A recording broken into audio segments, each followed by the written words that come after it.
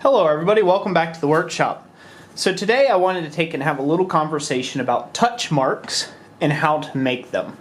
Now I just recently completed a little touch mark video. I've done other touch mark videos of how to make your own touch mark, where I made this little touch mark here, and I know you guys can't see that in the camera, but I'll zoom you in here in a little bit when we're going over the details.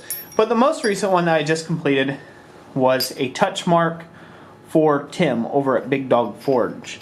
Both those videos should be out already. It was a two-part video series, one where I actually forged the touch mark itself, and then one where I engraved it. The engraving video I wasn't so happy with for the fact that it was a little out of focus, a little out of blurry, but I was filming it on my cell phone because I have time-lapse capabilities there. Otherwise, you would have had to watch about 4.5, almost 5 hours worth of work to get to this point. So, you know, I put it in time-lapse mode. That always seems to be a little handier. But I wanted to take a moment and start to talk briefly about the tools used in creating your own touch mark. They are very simple tools. Functionality-wise, the tools that are needed to create your own touch mark are really basic. And I've done a complete video series on just about everything that you see here on the table that I've done. So be sure to check those out. I'll try to leave them linked up in the description down below.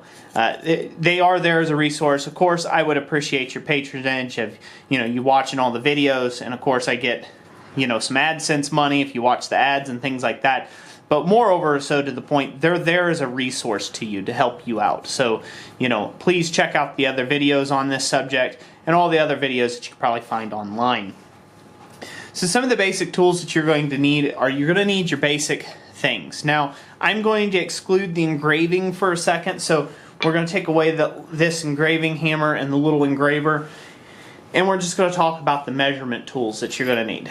I like using these veneer calipers, if you will. I think that's what they're called. They're called a veneer caliper.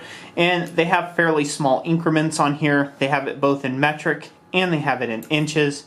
And so you can take and, measure out exactly precise bits that you're wanting to use. And if you combine that with a carbide scribe like this here, I'll put the links to all these. Those are affiliate links. They help out the channel if you decide to purchase them through the affiliate links. I do get a little small commission for directing traffic their way. Most of it will be on Amazon or eBay. You can find these, or you can just go around to your local hardware store and pick them up there as well. That's always the option. But this combined with a carbide scribe, you can really get some accurate marks. You guys probably can't see that at all. But you could really set it down in here and really get some accurate marks as far as to where things are and stuff like that. There you go, you got a little scribe mark there. I just had to go a little extra. But these two things here are very helpful if you're going to make accurate and very small touch marks. Okay. One of the other things that you could do, if you in the absence of a scribe, things of that nature, you can do what they call a blackout method. And the blackout method, you just take a standard Sharpie marker and you just black out the areas that you want to file away. This is most common when you want to file away something to shape. So here I'm going to black out the areas for what would be kind of like a cross, if you will, and just everything that's black is material that's removed, so to speak, right? So you guys kind of start seeing how that would look. Something like that, So the material that gets moved or removed from the outside dimensions of stuff, this is very helpful when you're doing filing work. Would produce you something that would look like that, like a cross. Obviously that's really, well, let's just face it, that was garbage of a drawing, but the point, you guys get the point, hopefully. Just doodle out a little more. Washed out one of the arms. But yeah, so you would just keep, adding a little marker to it until you kind of got the outside profile that you're wanting, and then you would carve away anything that's black. So there's that method in creating a touch mark. One of the other things that's very handy to have is a depth gauge. Something that you could set on edge, so if you're going on edges and you need those arms to be an exact height across, you can use one of these little depth rulers things. I'm not sure where I'll find this at. I'll try to find this somewhere on the internet. They're a pretty handy little tool. They come in all sorts of sizes. Some of them have like this little tiny piece that actually goes down, and it's like a slider, and it sticks out like a little bar, and that measures the depth to something. This one just happens to be a little wider for this type of work, but you can get a fairly accurate measurement. You know, obviously you're not going to press it very hard, but you can get fairly accurate measurements all the way across the piece that way. So those are definitely handy tools to take and have. Now, you all that are settling in, my longtime subscribers and people that have real interest in this, you guys are sticking around for this fairly long video. But I figured I would just take and share a little bit about this, because the tools are what make the tool. So, you know, if you don't make your tools or acquire your first set of things, you're going to have a lot of problems being able to lay out and make your own touch mark. Now, once you get into actually laying out, making your touch mark, it comes down to skill. It comes down to the way that you're thinking of how the impression is. And I may do a video since I'm on this kick.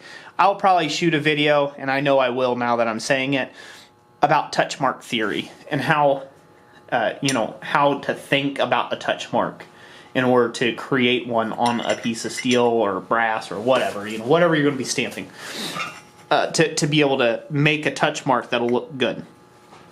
So with all that being said, let's look at a few examples of some touch marks. So, the touch mark that I made for Tim at Big Dog Forge, once again, I'll put his channel to the link in the description down below. Let me see if I can get us focused in on this thing here. Let me get us zoomed up a little bit. Bear with me.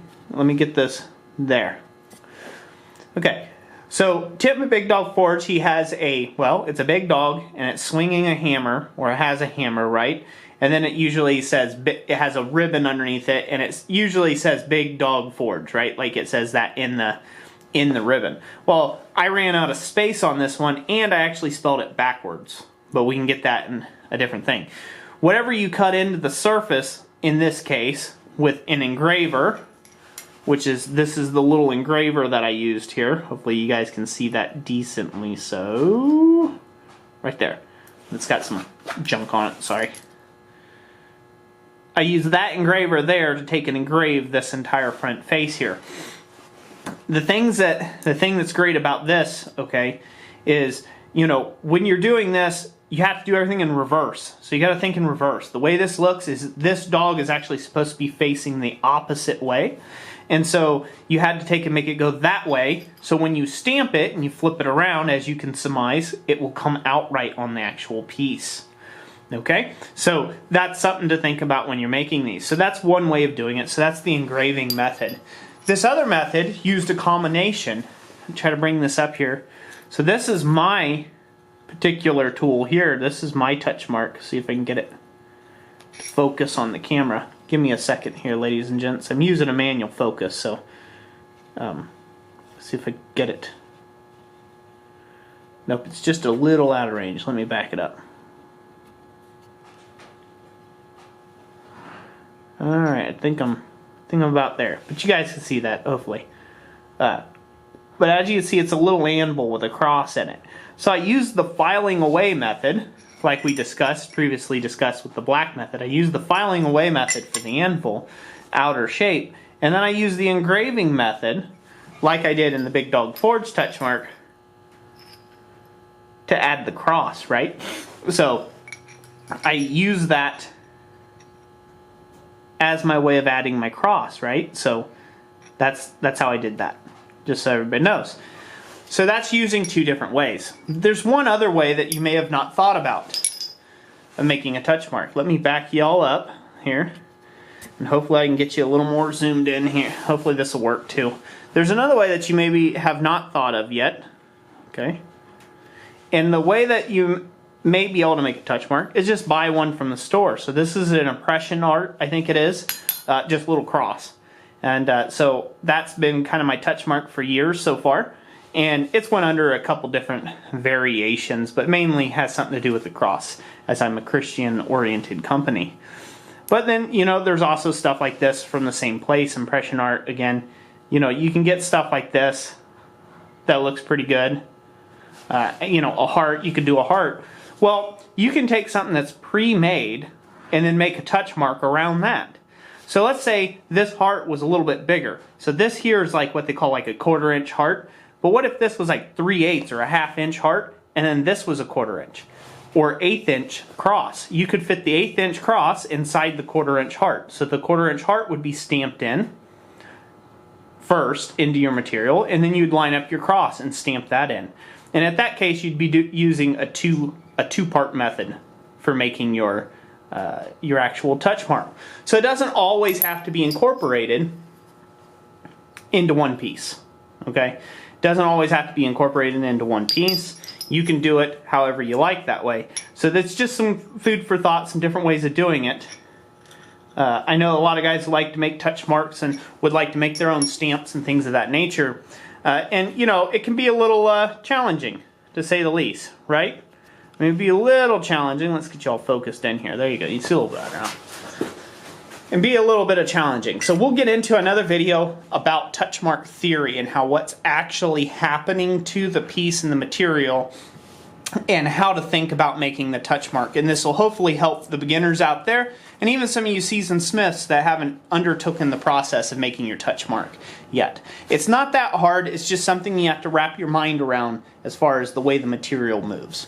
So I know this is a long video, long-winded and everything. I'm not sorry for that. It's for those who like to learn and know these things. I really greatly appreciate everyone who stuck around to this point in the video and watched it. And I really hope you guys have pulled a lot of good information. Make sure to check back in this little video series as we go along. I'm going to continue to show more of this type of thing on how to make these more elaborate and more decorative type tools. So that's it for today. Hope you all enjoyed it. If you did, make sure to leave that like. Make sure you comment, subscribe, and hit the little jingly bell for notifications if that's something you're into and you want to get notified about my new videos that come out each and every day. So, once again, God bless you, and like I always say, we will catch you on the next one. Thanks for watching.